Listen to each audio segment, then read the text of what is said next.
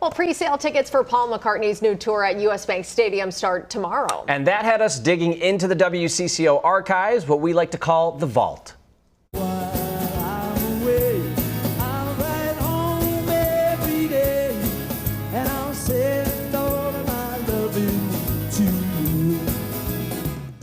And that's McCartney performing in 1993 at the Metrodome. It's one of 5 performances he's done in Minnesota. The first was in 1965 with the Beatles. Our own Don Shelby got a rare exclusive interview with McCartney right before his 1993 show here in Minneapolis. Ladies and gentlemen, the Beatles.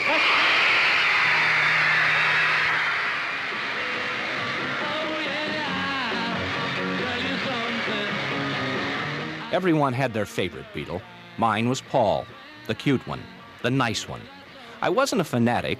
I was afflicted with adult onset of Beatlemania, and I still like McCartney, which has made me an outcast among intellectuals who much prefer the darker poetry of John Lennon. When word came to the station that there was an outside chance of me getting an interview with McCartney, I lunged at the opportunity. But first, he had to meet my wife and me just to make sure. McCartney doesn't do many television interviews, and he wanted to check us out. 3 weeks ago, we flew to Orlando and met Paul McCartney at the Citrus Bowl before his concert.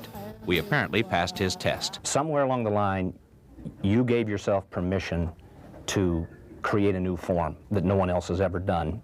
Where did that permission come from to change what everyone had relied on? My dad. Tell me. I'd always been interested in all kinds of music, and my dad was a sort of jazz player. Played by ear, but he used to play Chicago, Chicago, all this stuff, you know. And his dad had said to him, oh, that's tin can music. His dad, who was like in an old brass band, he used to play a big E-flat bass with a boom, boom, boom, boom. And he used to say, oh, that's tin can music. So when I was growing up, he kind of understood that I was into rock and roll, and he didn't call it tin can music. He sort of understood what I was going through. But I picked up a lot of musicality from him. And I was a great lover in the early days of people like Peggy Lee. You know, so before rock and roll came along, there was Peggy Lee. And I was listening to her, so why, on one of the early Beatle albums, I do Till There Was You, which is actually a song from a musical, The Music Man. I didn't know that. I just knew it was sort of some nice song that Peggy sang. So when I sat down to write something like Yesterday, I think my whole thing had been formed by that stuff and rock and roll. So one day I just dreamed yesterday. I woke up one morning, I had this little tune in my head, just popped out.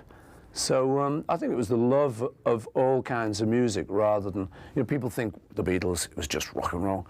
But I mean, John had a lot of that too. One of his favorite songs was Little White Lies. And Girl of My Dreams, I Love You.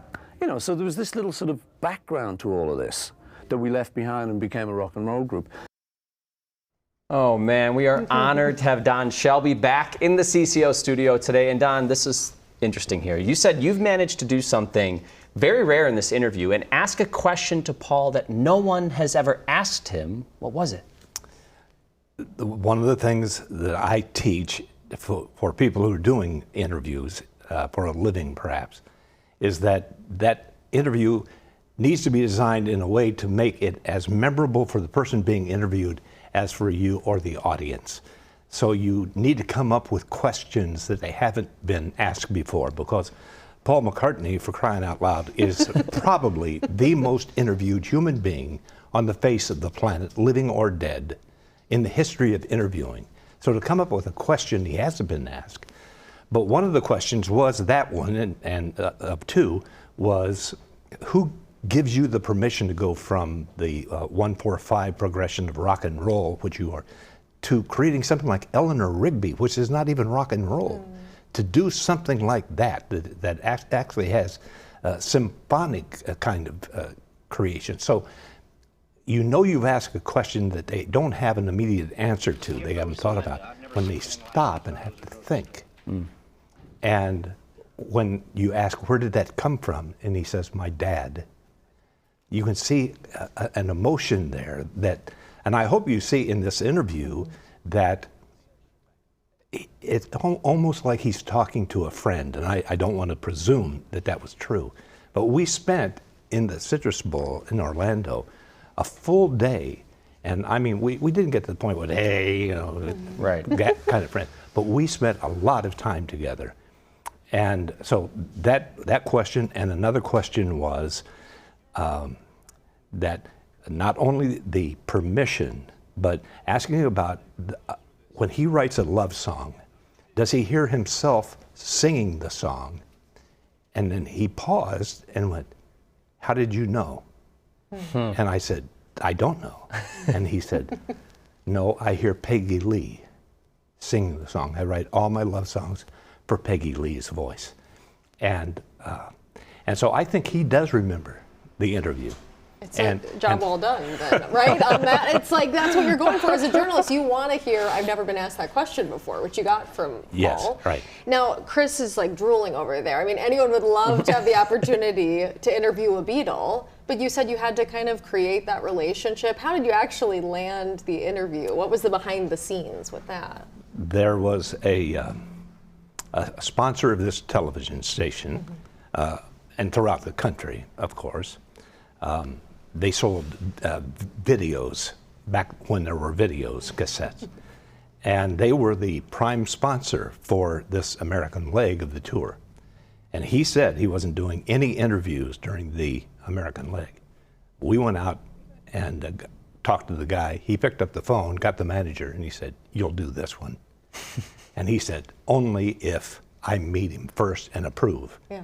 How'd you win him over, Don? I don't know how, except just being real. And after I got over my stage struckness, because this is a hero, a musical hero, and an iconic, legendary hero of the times.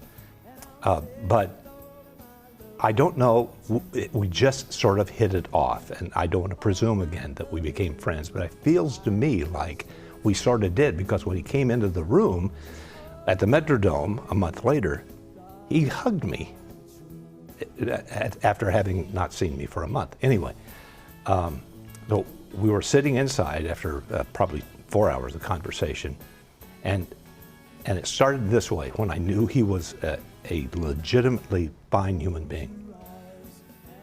I was standing, he walks in, he acknowledges me, and he goes over to my wife's chair, and he kneels down in front of her, and he says, you must be Barbara. And Barbara, who loved the cute one all of her life, could not believe what was happening. And he spent 15 minutes with her just asking about her life and children and how are things going in her life. And I thought, I have got to learn how to do that. I have got to be that kind of person. Yeah, so I realized he was a legitimately nice man, and it made it easier to do. Having that interview in your resume, so to speak, and to see Paul nowadays still on tour. Yeah. Could you have imagined so many years later he'd be back on stage again the same way that you saw him down in Orlando or here in Minneapolis? Yes and no. I could imagine that he would want to be a performer, because a performer never stops wanting to be a performer. And because he is carrying this history on his back, that he would want to always be center stage. And he continues to be interviewed more often than anyone that I can imagine. He's always on Fallon, or he's on Kimmel. He's being interviewed all the time. And I can't stop thinking about that interview, not just because of this moment we're talking about, but every time I hear a Beatles song, I think about that interview. Every time I see him interviewed, I think about that interview.